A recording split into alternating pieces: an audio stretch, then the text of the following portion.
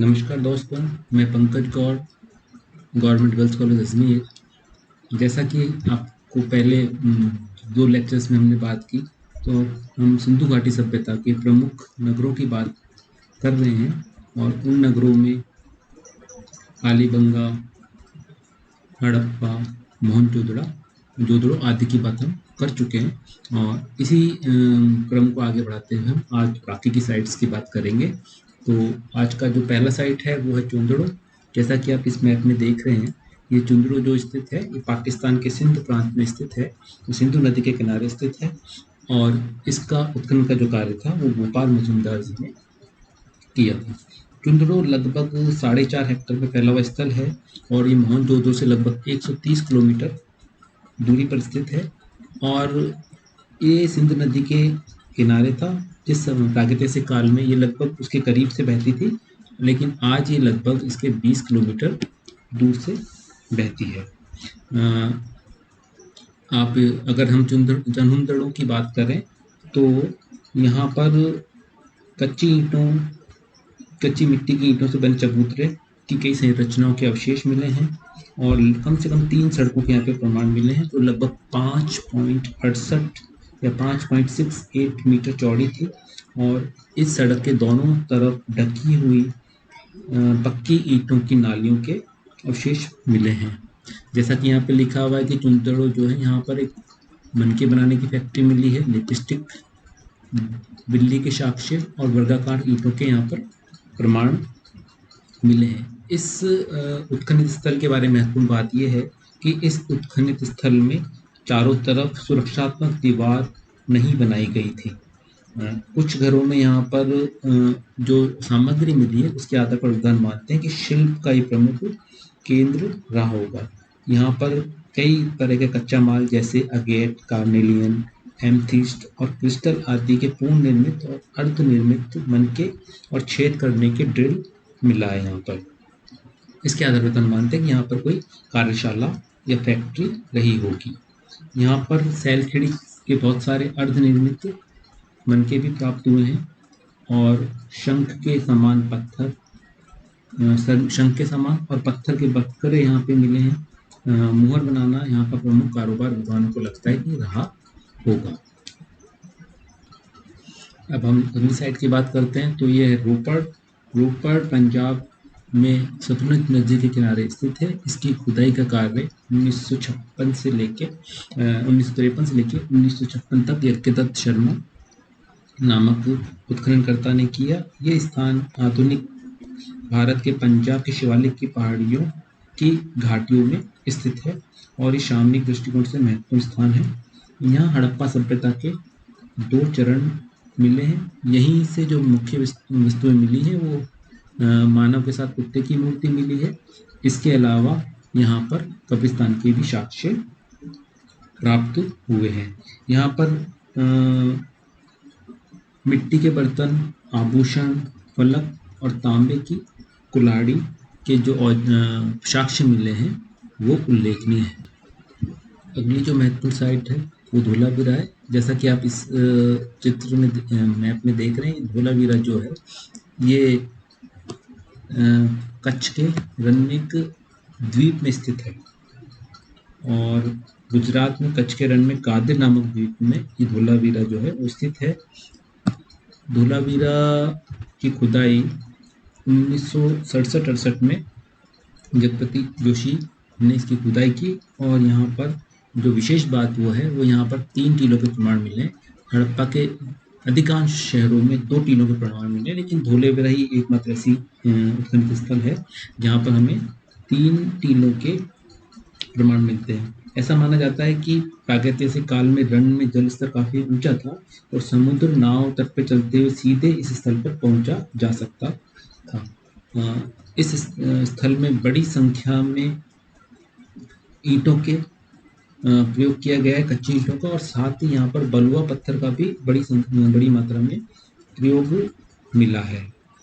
जैसा कि मैंने आपको पहले बताया कि धोलावीरा में बाहरी दीवार के भीतर नगर 3 भागों में स्पष्ट रूप से विभाजित है, जिसमें दुर्ग है और इसके पश्चिमी भाग में बाहरी प्रांगण है और उत्तर में इसके जो है वो नगर स्थित है और तीनों की पृथक पृथक घेराबंदी। धोलावीरा का जो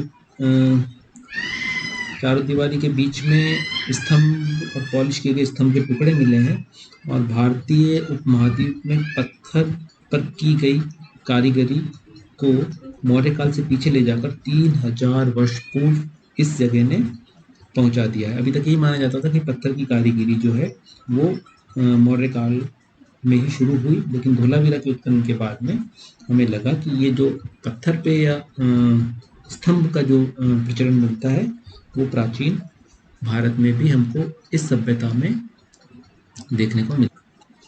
अब धोलावीरा की जो महत्वपूर्ण बातें यहाँ पर हैं, तो यहाँ पर जलाशय के प्रमाण मिले हैं, स्टेडियम के प्रमाण मिले हैं और साइन बोर्ड के यहाँ पर प्रमाण मिले हैं। आप इसमें देखेंगे धोलावीरा का जलाशय है, ये सीढ़ियाँ यहाँ से नीचे उतरते हुए इस जलाशय में शायद ये लोग बारिश का पानी भरते थे, जिसको बाद में खेती के या पीने के अन्य किसी काम में इस पानी को लिया जाता होगा। तो जलाशय के स्पष्ट यहाँ पर प्रमाण मिले हैं।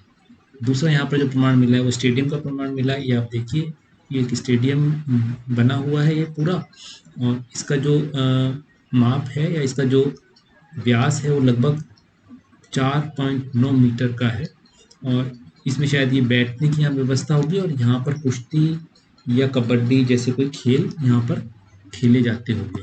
इसके अलावा जो महत्वपूर्ण एक विशेष बात मिली है, तो यहाँ पर एक ये साइन बोर्ड मिला है। ये लकड़ी के तख्ते पर जिप्सम से लिखा हुआ है। लकड़ी का जो बोर्ड है वो नष्ट हो चुका है, लेकिन जिप्सम से अंकित जो प्रतीक चिन्ह है वो शायद इस नगर के नाम भी हो सकते हैं या शासक का कोई घोष हो सकता है, वो यहाँ पर मिला है। इस नगर की जल निकासी की व्यवस्था भी बहुत अच्छी थी। इसके अलावा यहाँ पर शायद प्रशासनिक और कर्मकांडी महत्व के भी यहाँ पर कुछ बड़े बड़े नगर देखने को मिलते हैं। यहाँ बहुत प्रकार के शिल्प संबंधी कार्य जैसे मनके, शंख, मिट्टी के बर्तनों निर्माण आदि किया जाता था और नगर प्राचीन के बाहर भी बस्तियों और कब्रों के साक्ष्य यहाँ पर मिले हैं। कब्रिस्तान क्षेत्र से पत्थर के खंडों के गिरे हुए आयताकार कब्र मिले हैं, लेकिन इनके अंतर्गत किसी भी कंकाल के अवशेष नहीं मिले। हो सकते हैं स्मारक के रूप में बनाए गए हो। अगला जो महत्वपूर्ण स्थल उत्खनित हुआ है, मतलब उत्खनित तो पहले सब अलग अलग हुआ, पर अगला जो महत्वपूर्ण स्थल है वो है लोथल। ये लोथल जो है जैसा आप देख रहे हैं गुजरात में भोगवा नदी के किनारे पर स्थित है और समुद्र तट से लगभग 16-17 किलोमीटर की दूरी पर यह स्थित है। आद्य ऐतिहासिक काल में खंबात की खाड़ी से इस स्थान पर नावों से आवागमन बना हुआ होगा। इस नगर का जो आकार है वो लगभग 280 मीटर बाई 225 मीटर का आयताकार योजना में बना हुआ ये स्थल है और इसके चारों तरफ जो दीवारें बनाई गई है वो पहले मिट्टी से बनाई गई थी, उसके बाद में पकी हुई ईंटों के द्वारा इनको पुनः बनाया गया और इस नगर की दीवार के बाहर की तरफ उत्तर पश्चिम में एक कब्रगाह पे स्थित है।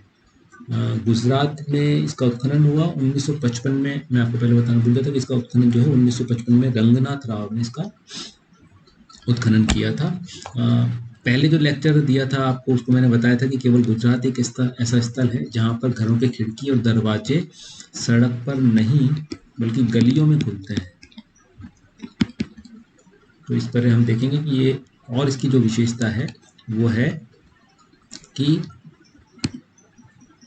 यहाँ पर बंदरगाह के अवशेष मिले हैं, शवाधान, दोहरा शवाधान यहाँ पर मिला है, शतरंज का कुछ जैसा आसपास कुछ खिलौने या कुछ मनोरंजन के साधनों का अवशेष मिला है यहाँ पर, चावल के साक्ष्य मिले हैं और भेड़ की टेराकोटा की यहाँ पर मूर्ति मिली है।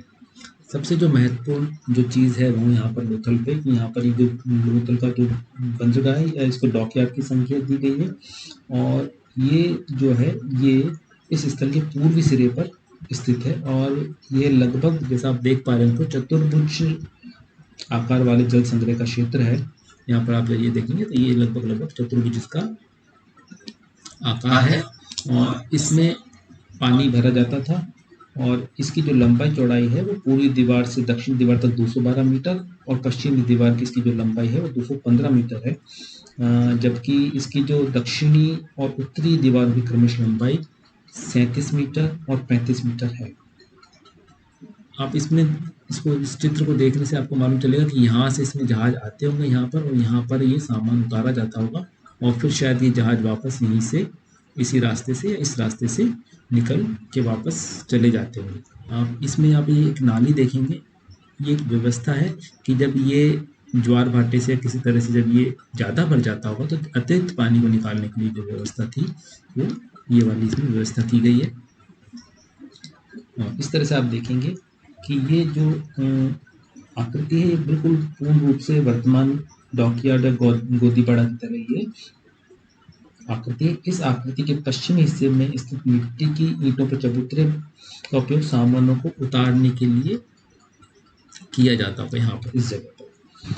और इस जलाशय या इस डॉकयार्ड की और कोई व्याख्या अभी तक विद्वानों ने नहीं की है। अगली जो इसमें महत्वपूर्ण चीज़ है, जैसा मैंने आपको बताया, युगल शवाधान। यहाँ पर ये 2 लोगों को एक साथ में दफनाया गया है। ये शायद पति पत्नी हो सकते हैं या इसी तरह का कुछ और कुछ इसमें ये रहा होगा, लेकिन ये युगल शवाधान के जो प्रमाण हैं वो प्रमुख यहीं पर मिले हैं। इसके अलावा जैसा मैंने आपको बताया कि यहाँ पर शतरंज जैसा एक कुछ खिलौना मिला है जो शतरंज के तरह है। तो इस तरह से हम देखते हैं कि ये भी पर्याप्त विकसित एक स्थल है और व्यापारिक महत्व इसका या आवागमन के रूप में या आयात निर्यात के रूप में इसका बहुत महत्व उस समय में रहा होगा। अगला जो हमारा स्थल है वो है रंगपुर। रंगपुर जो है ये भी गुजरात के मादर नदी के किनारे ये इसलिए ये स्थान रंगपुर जो है वो स्थित है। और रंगनाथ राव ने इनकी खुदाई की और इसकी खुदाई में उन्होंने जब खुदाई की उसके बाद में उन्होंने ये मत दिया कि जब बाढ़ के कारण लोथल का जो इलाका था वो समाप्त हो गया था, उसके बाद में लोथल के ही लोगों ने भागकर रंगपुर में ये बस्ती बसाई थी। यहाँ भी सिंधु सभ्यता के पूर्व सभ्यता के लोग रहते थे जिनके लाल, अब्रकी, पीले और चित्रित रंग की मिट्टी के बर्तन यहाँ पर प्राप्त हुए हैं। सिंधु सभ्यता की सामग्री में यहाँ प्राप्त कच्ची ईंटों के दुर्ग, नालियाँ, मृतभांड, बांट, पत्थर के फलक, मिट्टी के पिंड आदि यहाँ पर मिले। मुख्य बात क्या है यहाँ पर कि यहाँ पर मातृ देवी के मूर्ति या मुद्राओं के प्रमाण इस जगह पर नहीं मिले। यहाँ पर धान की भूसी और गेहूं के प्रमाण इस जगह पर मिलते हैं। इस तरह से हम देखते हैं कि गुजरात में सिंधु सभ्यता के काफ़ी विकसित स्थल मिले। पहले भी मैंने आपको बताया कि सबसे ज़्यादा अगर कहीं उत्खनन में स्थल हड़प्पा सभ्यता के मिले हैं तो वो गुजरात है। अब हम चलते हैं अगली साइड की तरफ। तो अगला जो महत्वपूर्ण स्थल है वो है बनवाली। देखिए ये बनवाली जो है ये हरियाणा की रंगोई नदी के किनारे पर स्थित है और रविंद्रनाथ बिष्ट के द्वारा इस स्थान का उत्खनन किया गया। प्राचीन काल में यहाँ पर सरस्वती नदी बहती थी और 1973-74 में ये उत्खनन का कार्य हरियाणा के पुरातत्व विभाग के द्वारा किया गया और ये सिद्ध किया गया कि सर्वप्रथम यहाँ पर सिंधु सभ्यता का केंद्र था।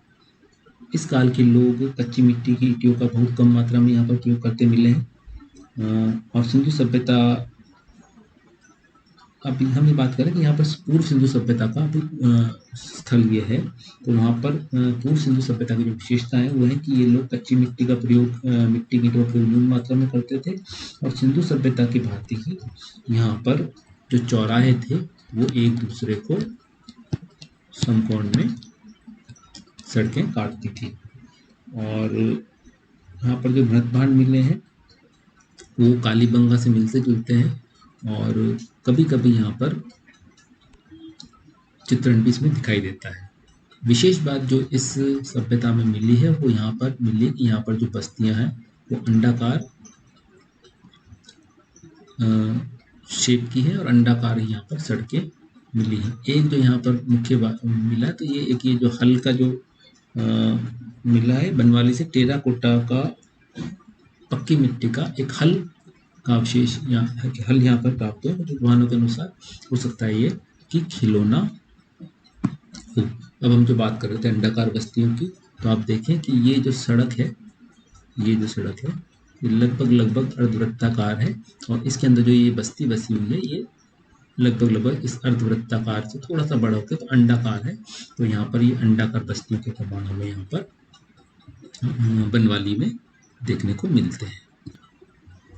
बनवाली के बाद में अच्छा मैं आपको एक बात और बता दूं कि यहाँ पे कि कुछ याद रखने की बातें हैं। मुख्य रूप से देखिए, ये जो इस स्लाइड में आप देखेंगे तो देखेंगे आप कि कालीबंगा में हमें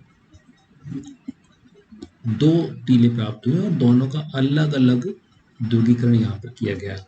इसी तरह से लोथल और सुटकोटड़ा में 2 टीले तो प्राप्त हुए, लेकिन दोनों को एक ही वर्गाकार मतलब 4 दीवारी से या दुर्गीकरण एक में दोनों की चारों तरफ एक ही दीवार है। इस तरह से अगर हम चुंदरों में देखेंगे तो यहाँ पर हमें दुर्गीकरण के प्रमाण नहीं मिलते, और धोलावीरा में हमें 3 टीलों का उल्लेख 3 टीले मिलते हैं वहाँ पे देखने को। ये सिंधु सभ्यता में अन्य स्तरों पर आपको देखने को नहीं मिलते। तो दोस्तों, हम आज यहीं अपनी बात को अपने लेक्चर को समाप्त करेंगे। अगले लेक्चर में हम सिंधु घाटी सभ्यता के कुछ अन्य स्थलों के बारे में आपसे बात करें। धन्यवाद।